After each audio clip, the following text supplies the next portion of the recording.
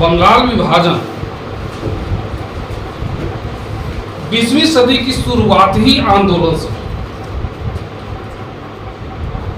और इसकी शुरुआत यही बंग भंग से होता है, बंगाल विभाजन से। यदि आप उस समय के बंगाल प्रेसिडेंसी को देखें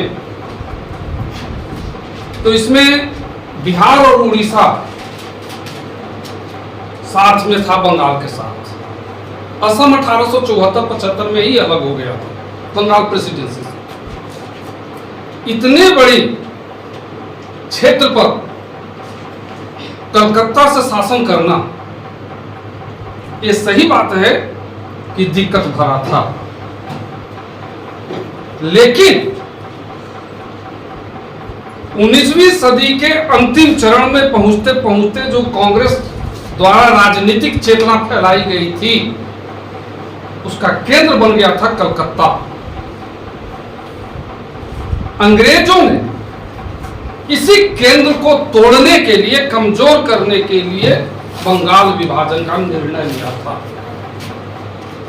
प्रशासनिक दिक्कतें तो थी, इतने बड़े क्षेत्र पर एक जगह से शासन चलाना कोई मामूली बात नहीं थी, लेकिन यदि मेन कारण, मुख्य कारण प्रशासनिक होता, हर कोई सरकार को साथ देता, लेकिन इसके पीछे तो राजनीतिक चाल थी।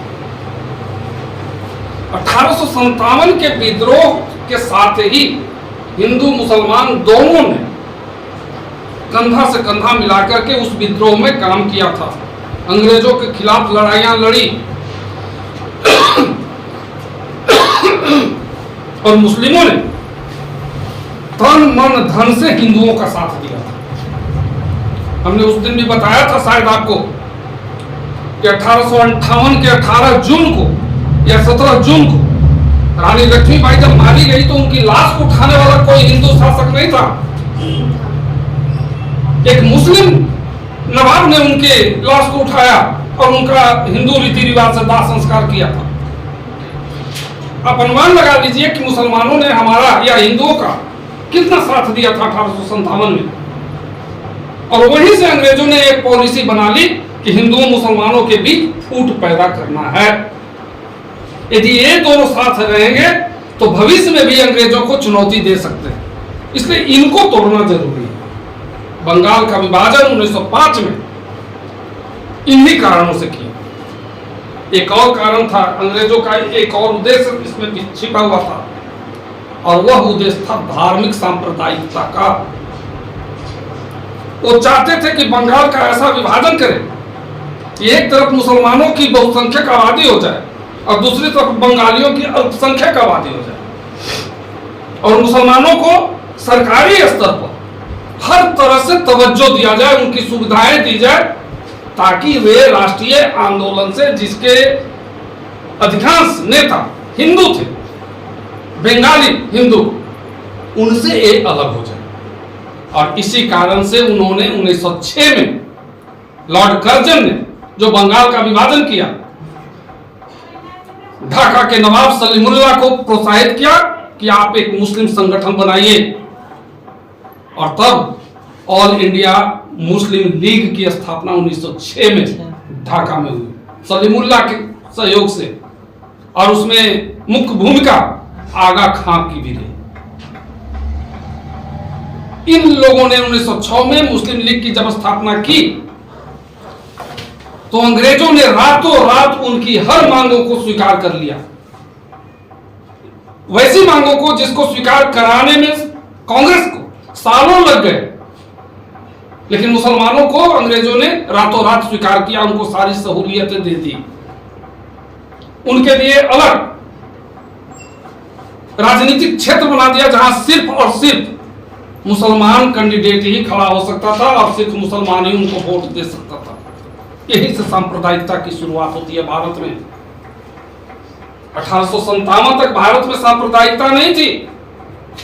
एक चीज दिमाग में आप लोग बैठा लेंगे, आप लोग से कहा जाएगा मुगलों के विरुद्ध काफी बातें की जाती हैं, व्हाट्सएप पर बहुत कुछ आता है, लेकिन 1857 के विद्रोह तक भारतवर्ष में हिंदुओं और मुसलमानों के बीच सांप्रदायिक भावनाएं नहीं थी। लेकिन इसका मतलब ये नहीं कि उनमें आपस में लड़ाई नहीं होता था, लड़ाई होती थी, युद्ध होता था, लेकिन वो व्यक्तिगत कारणों से होता था। खेत की लड़ाई हो गई, चोरी की लड़ाई हो गई, इसको आप हिंदू मुसलमान या धार्मिक रंग नहीं दे सकते, ये व्यक्तिगत लड़ाई होती थी। लेकिन 1857 के विद्रोह के बाद अंग्रेजों ने जो कुटिल चालें चली मुसलमानों को हिंदुओं से तोड़ने की, वहां से सांप्रदायिकता की शुरुआत होती है। और इसकी 1905 में बंगाल विभाजन के साथ जबरदस्त रूप से मदद अंग्रेज सरकार करती है। खैर, 1905 में दिसंबर 1903 को कांग्रेस और बंगाल के नेताओं को यह मालूम हुआ कि बंगाल का बंटवारा होने जा रहा है। इसके फलस्वरूप अब बंगाल में विरोध सभाएं शुरू हो गई। बंगाल में शुरू से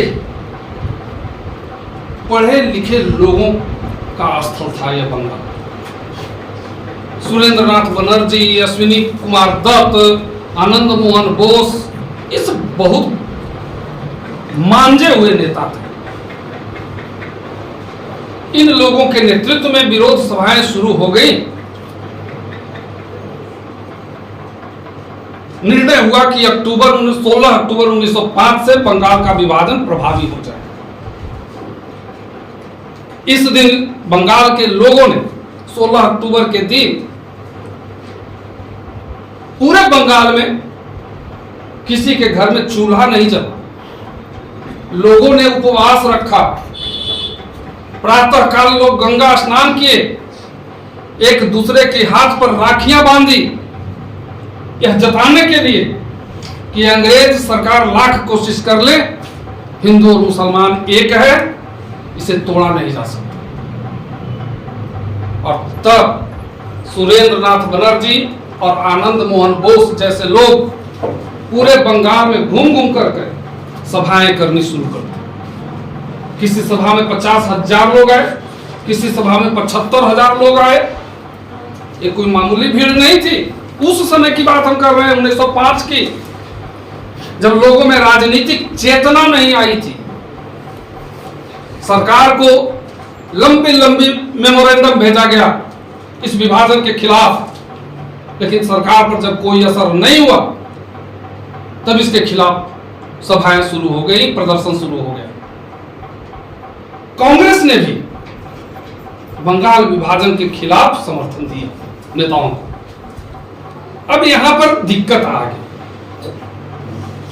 दिक्कत आई, कांग्रेस के जो नरमपंथी और गर्मपंथी नेता थे, इनमें मतभेद पैदा होना शुरू हो गया।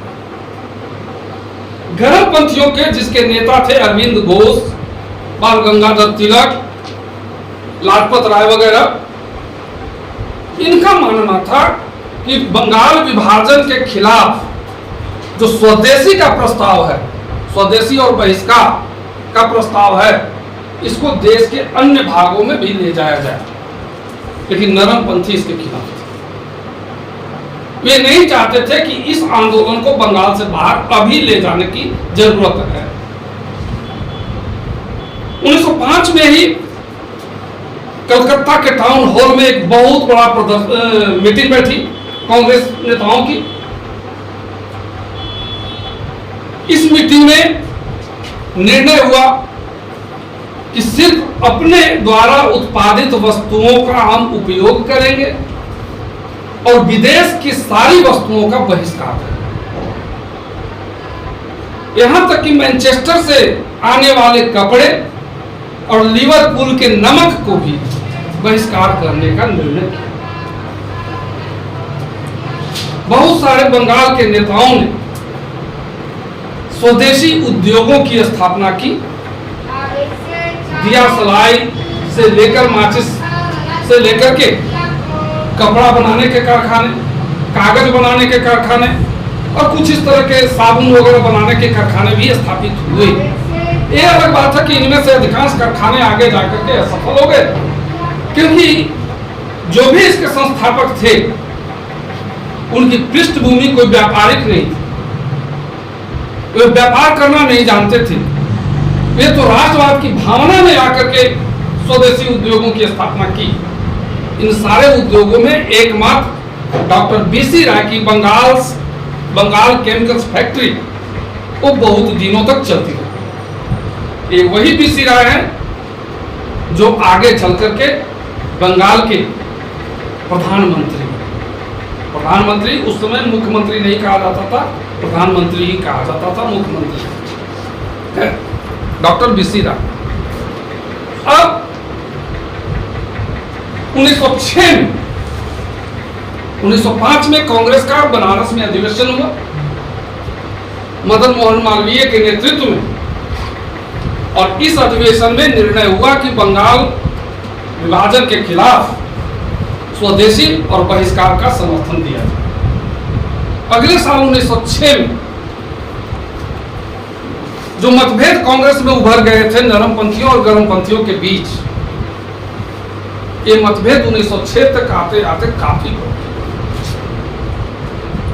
बाल गंगाधर तिलक की मान्यता और उनके जैसे और लोगों की जो गरमपंथी विचारधारा के थे, उन लोगों को मानना था कि अब स्वदेशी और बहिष्कार को हम बंगाल से बाहर ले जाएं। लेकिन नरमपंथी बिल्कुल तैयार नहीं थे। नरमपंथियों के जो सबसे बड़े नेता थे फिरोज शाह मेहता, एक तरह से वो डिक्टेटर थे। गोखले, फिरोज शाह मेहता, सुरेंद्र नाथ बनर्जी, ये लोग नहीं चाहते थे कि बंगाल से बाहर, क्योंकि इनके दिमाग में एक डर था कि पिछले 20 वर्षों की लड़ाई के बाद कांग्रेस ने अभी तक जो उपलब्धियां हासिल की, एक गरमपंथी नेता एक झटके में उसको समाप्त करने पर तुले हुए, और इसी डर से वे नहीं चाहते थे कि बंगाल से बाहर स्वदेशी और बहिष्कार आंदोलन को पहुंचाया जाए। अगले साल 1906 में कांग्रेस का अधिवेशन कलकत्ता में हुआ। यहां अध्यक्ष पद को लेकर ही नरमपंथियों और गरमपंथियों के बीच विवाद हो गया। ऐसा लगा कि कांग्रेस यहीं पर टूट जाएगी। लेकिन दादा भाई नौरोजी को जब कांग्रेस के अध्यक्ष पद पर निर्वाचित किया गया तो दोनों गुट शांत हो गए। दादा भाई नौरोजी एक ऐसे नेता थे जो पूरे कांग्रेस के लिए, चाहे वह नरमपंथी हो या गरमपंथी, वो सर्वमान्य नेता था। और उसका कारण यह था कि उन्होंने अपनी जिंदगी की सारी कमाई और अपनी जिंदगी के अधिकांश उम्र राष्ट्रीय संघर्ष में दे दिया था। बहुत बड़े नेता थे, इंग्लैंड के पार्लियामेंट के लिए निर्वाचित होने वाले भारत के पहले नेता थे दादा भाई नौरोजी, और इसीलिए इनको grand old man of India की उपाधि दी गई थी। खैर 1906 में जब दादा भाई नौरोजी अध्यक्ष पद पर निर्वाचित हुए तो कांग्रेस शांत हो गई, दोनों गुट शांत हो गए। इसमें 4 प्रस्ताव इस कांग्रेस अधिवेशन में पारित हुआ। स्वदेशी आंदोलन, बहिष्कार आंदोलन, फिर स्वदेशी बहिष्कार, राष्ट्रीय शिक्षा और एक स्वशासन। एक 4 प्रस्ताव पारित हुआ। लेकिन चारों प्रस्तावों का मसवीदा इतना क्लिष्ट बनाया गया था कि नरमपंथी उसको अपने तरह से व्याख्या कर रहे थे, गरमपंथी उसको अपने तरह से व्याख्या कर रहे थे। कुछ समझ ही में नहीं लोगों को आ रहा था कि स्पष्ट क्या कहना चाहता है यह मसवीदा। और 1907 तक, 1 साल तक लोग इसी उलझन में लगे। खैर बहिष्कार आंदोलन बहुत ज्यादा सफल रहा, खास करके विदेशी कपड़े का आंदोलन। यह आंदोलन तो इतना सफल हुआ कि महिलाएं विदेशी चूड़ियां पहनने से इनकार कर दी, धोबी विदेशी कपड़े को धोने से इनकार कर दिया, मंदिर के महंत विदेशी चीनी से बने हुए प्रसाद को लेने से इनकार कर दिया। जगह जगह विदेशी कपड़े जो थे उनकी होली जलाई गई। 1905 से लेकर के 1907 तक सरकार को तकरीबन 1500 करोड़ रुपए की हानि हुई थी। एक बहुत बड़ी क्षति पहुंची थी रेवेन्यू को। अब सरकार इस आंदोलन को कुचलने पर आमदा। 1907 तक पहुंचते पहुंचते नरमपंथी और गरमपंथी एक दूसरे के शत्रु। नरमपंथियों को लग रहा था कि हमारा सबसे बड़ा शत्रु गरमपंथी है, क्योंकि सरकार से जो हमें सुविधाएं मिलने वाली है वो गरमपंथियों के कारण नहीं मिल पाएगी और आगे कांग्रेस बर्बाद हो जाएगी। अभी तक की लड़ाई के बाद जो कांग्रेस ने हासिल किया, गरमपंथी उसे समाप्त करने पर तुले। गरमपंथियों की एक दूसरी विचारधारा थी। उनको लग रहा था, उनके दिमाग में एक बात बैठ गई कि भारत की जनता अब तैयार हो चुकी है, अब यहां से राजनीतिक संघर्ष शुरू किया जा सकता है पूरे भारतवर्ष में। एक्चुअली गरमपंथी भी सरकार के चरित्र को ठीक से नहीं समझ सके।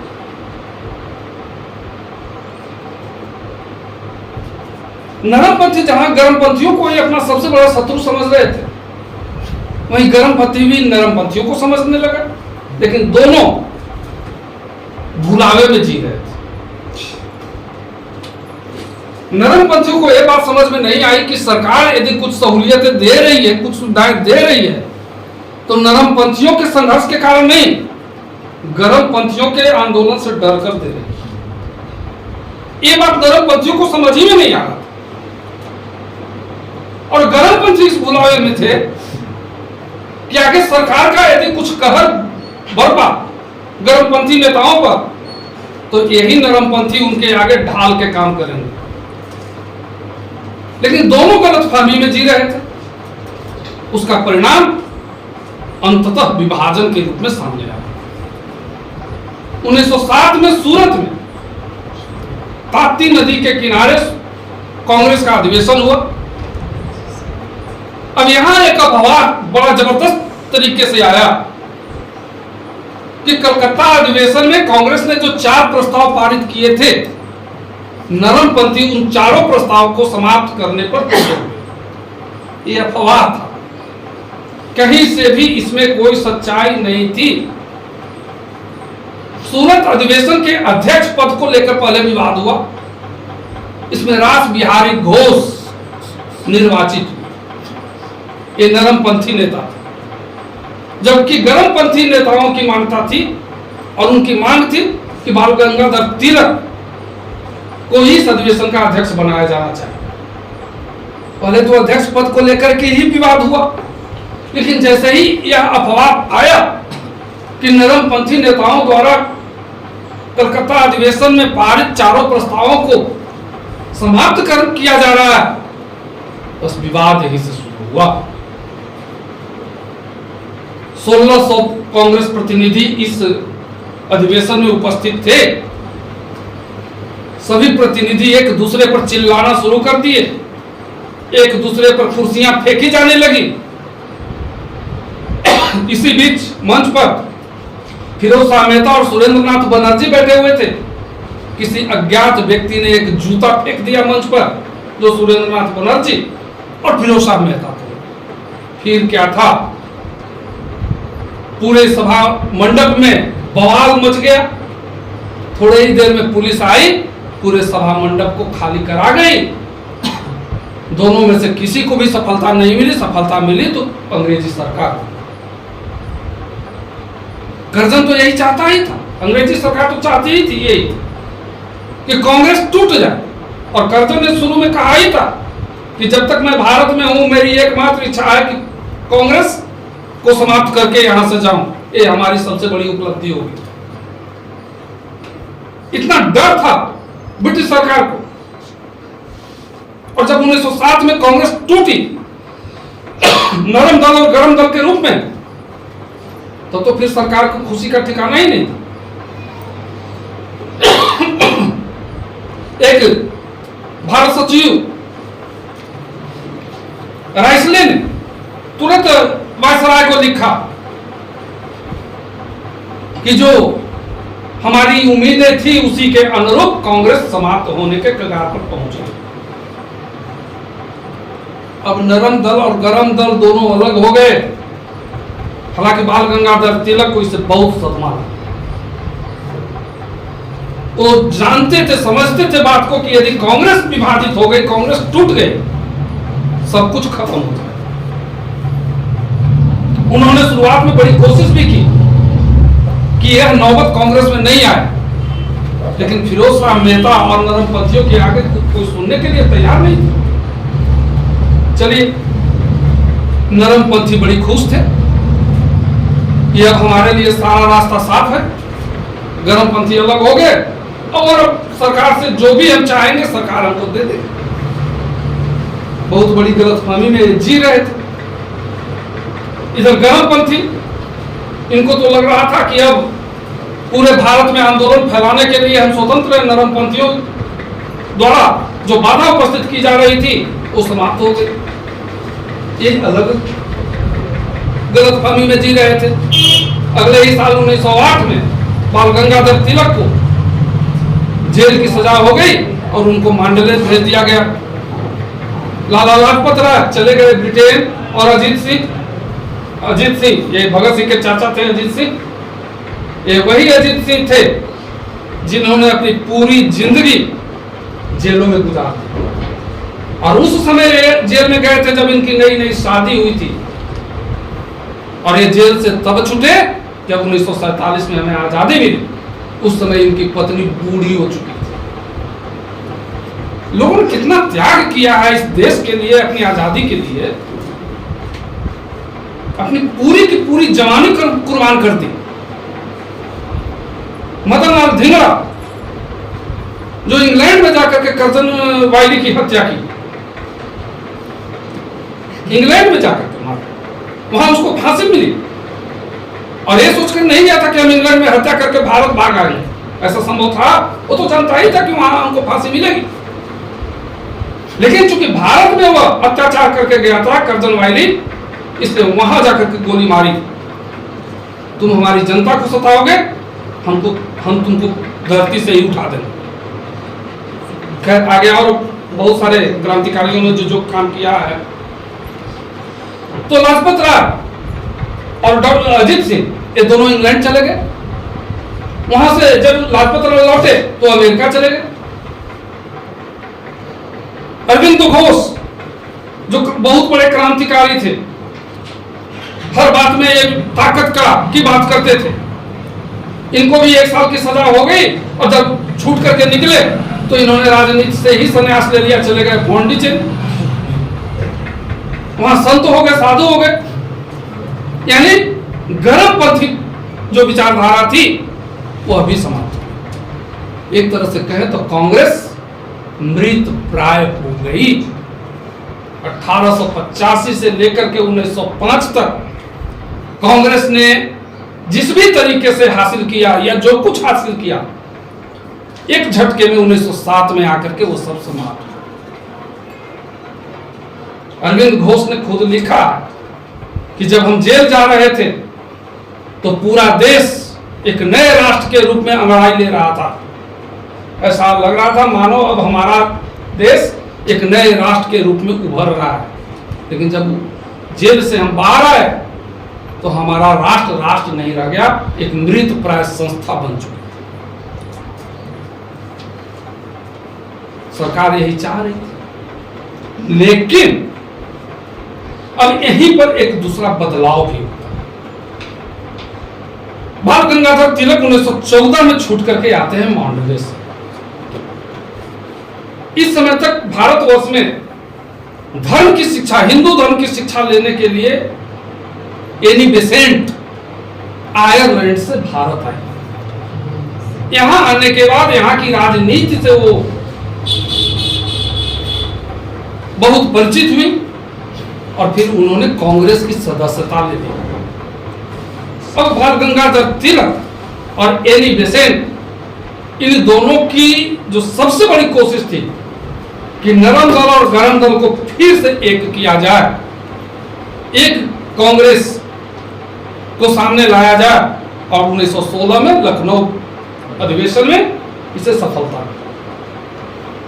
साथ में जो कांग्रेस टूटी और कांग्रेस असफल हुई, यहां से एक दूसरी विचारधारा ने जन्म लिया, और वह विचारधारा थी क्रांतिकारी आतंकवाद की विचारधारा। इस समय बंगाल में दो क्रांतिकारी संस्थाओं की स्थापना हुई, एक अनुशीलन समिति और दूसरा युगांतर। वो सो रहा है लड़का, ये तो मेरा ज्यादा अंगिया खा रहा है। नहीं, लगन का समय है। तो बंगाल में ये दो क्रांतिकारी संस्थाएं आई, एक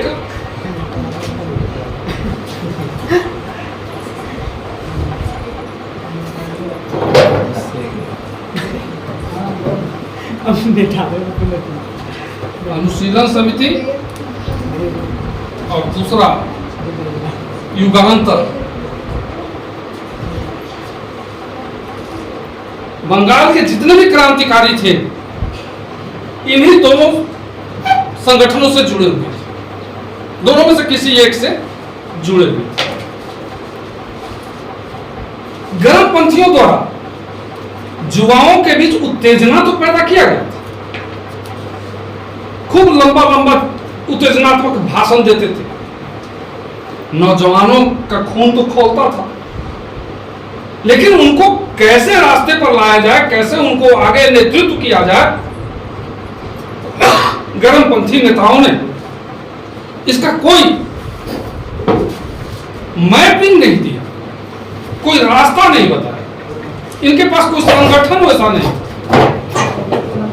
परिणाम, ये सारे नौजवान बहुत निराश हुए, और जब कांग्रेस साथ में टूट गए तब इनको लगा कि अब हमको दूसरा रास्ता अपनाना पड़ेगा, और ये रास्ता था बम और पिस्तौल का रास्ता।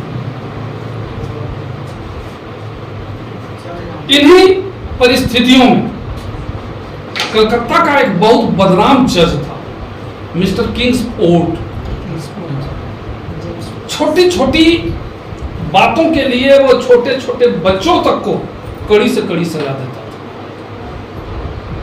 मार करके कोड़ा से खाल उड़ेड़ देता था बच्चों को। बंगाल के क्रांतिकारियों ने वहीं इसको अपने टारगेट में ले लिया। एक दो बार इस पर अटैक भी हुआ, और सरकार समझ भी गई कलकत्ता में किंग्सफोर्ड को रहना सुरक्षित नहीं है, इसने उसका ट्रांसफर कर दिया मुजफ्फरपुर। उसमें बिहार भी शामिल था, कलकत्ता में एक ही प्रेसिडेंसी में।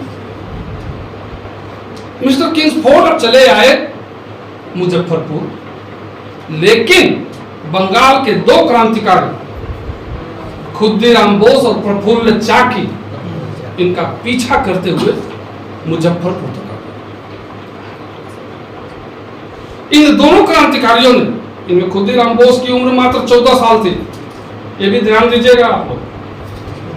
14 साल का एक लड़का जो आज की तारीख में मैट्रिक भी पास नहीं करता है, उसके लिए भी 15 वर्ष जरूरत होती है, और हो ही जाता है। और वो 14 वर्ष का लड़का क्रांतिकारी बन गया और अपने टारगेट पर ले लिया एक अंग्रेज जज को। कोई मामूली बड़ी बात नहीं थी। सबसे पहले इन दोनों क्रांतिकारियों ने उसका रैंकिंग की, कितने बजे वो अपने रेसिडेंस से ऑफिस के लिए निकलता है, कितने बजे लौटता है, किस गाड़ी से आता है, किस गाड़ी से जाता है, ये सब रैंकिंग कर लिए। मिस्टर किंग्सफोर्ड के रेसिडेंस के आगे में एक बहुत बड़ा पेड़ था, उसी पेड़ पर ये दोनों क्रांतिकारी बम के झोला लेकर के बैठ गए।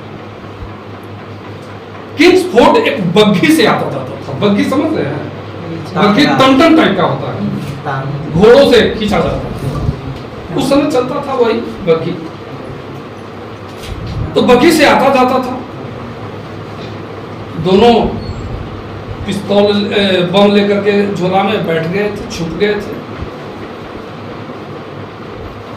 देखिए दुर्भाग्य या सौभाग्य कहिए, रोज मिस्टर किंग्सफोर्ड उस बग्घी से जाता था, लेकिन आज, और शाम का समय था, वो लौट रहा था अपने ऑफिस, लेकिन आज वह खुद न आकर के 2 अंग्रेज महिला को पहले भेज दिया उस बग्घी से। इन दोनों क्रांतिकारियों ने तो समझा कि किंग्सफोर्ड आ गया, जल्दी जल्दी उतरे और बम बग्घी पर मार दिया। बग्घी उड़ गया, दोनों महिलाएं मारी गई। अरे दोनों वहां से निकले, भागे। प्रफुल्ल चाकी ने तो ट्रेन पकड़ ली।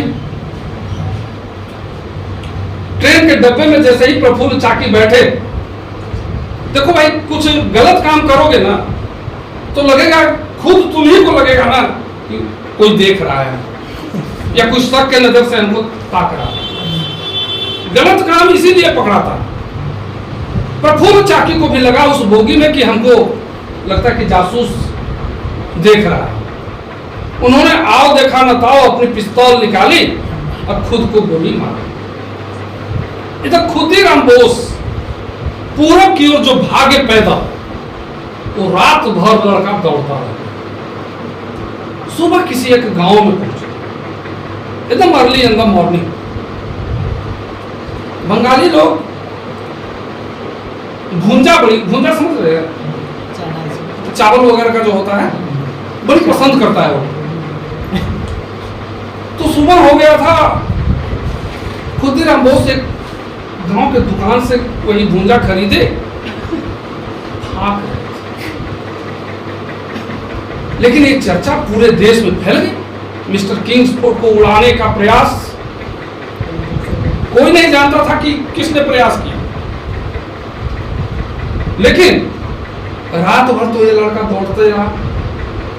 चेहरे पर तो ऐसे ही हवाइयां उड़ी हुई थी, बाल बिखरे हुए थे। लेकिन जैसे ही गांव में चर्चा होने लगी कि जज साहब को मारने का प्रयास हुआ लेकिन वो बच गए, तो खुदीराम बोस के मुंह से अचानक निकल गया, क्या किंग्सफोर्ड बच गया? तब क्या था, यह देश तो गद्दारों के ही कारण गुलाम हुआ था। उस गांव में क्या कम गद्दार थे? इनाम की घोषणा सरकार ने कर दी थी कि उनको पकड़ने वाले को इतना इनाम मिलेगा। गांव वालों ने पकड़ लिया खुदीराम को। इनाम के लालच में हमारे एक क्रांतिकारी को पकड़ लिया, बहुत कम मुकदमा चला उन पर, और इसी मुजफ्फरपुर के सेंट्रल जेल में 14 वर्ष की अवस्था में उनको फांसी पर चढ़ा दिया। ये कुछ और नहीं, गर्मपंथी और नरमपंथी नेताओं की असफलता का परिणाम था। गर्मपंथियों ने नौजवानों के खून को तो खौला दिया देश के लिए, आजादी की लड़ाई के लिए, लेकिन उनका नेतृत्व कैसे किया जाए, उनको रास्ता कौन सा दिया जाए, ये तो आपने बताया ही नहीं था। ये तो कभी नहीं बताया आपने कि बम और पिस्तौल की राजनीति अंततः असफल होती है।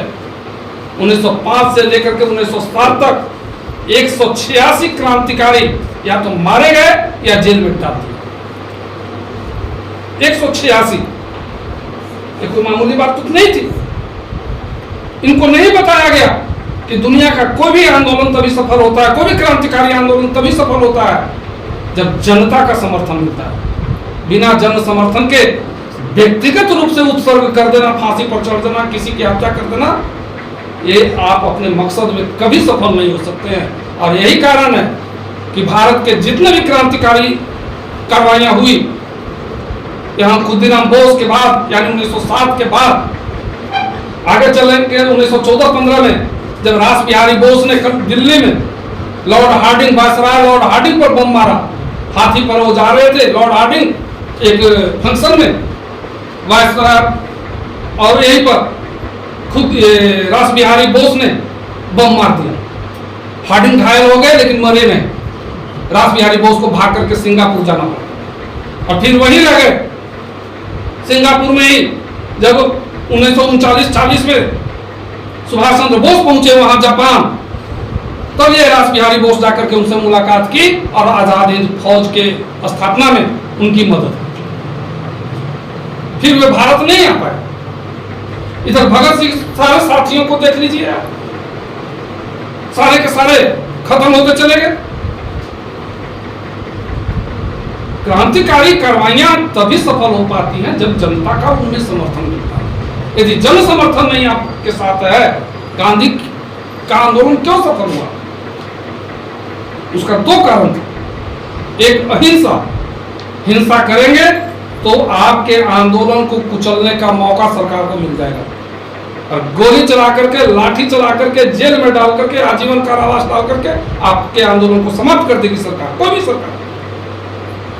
लेकिन जब अहिंसा पर आधारित आंदोलन चलाएंगे आप, तो फिर किसी सरकार को कोई मौका ही नहीं मिलेगा कि हम उन पर कार्रवाई करें। और इसीलिए गांधी का आंदोलन फैलता चला गया, जनता इसे जुड़ती चली गई, और फिर तो 42 में आकर के वो आंदोलन हुआ जो अंतिम हो गया। तो इस तरह से आतंकवादी क्रांतिकारी जो थे वो भी आकर के 1908 में ये पहला फेज समाप्त होता है। अब यहां से फिर एक राष्ट्रवाद की दूसरी धारा अब निकलती है, खास करके 1914-15 तक।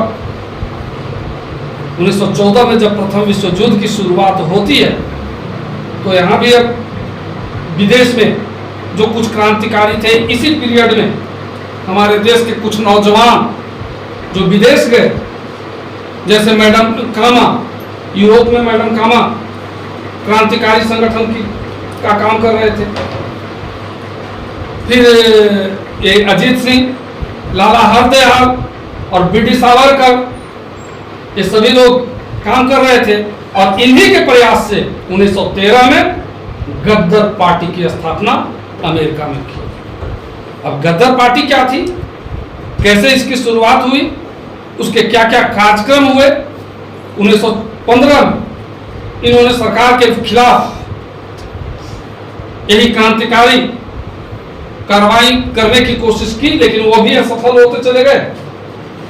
इसकी चर्चा हम लोग अब दूसरे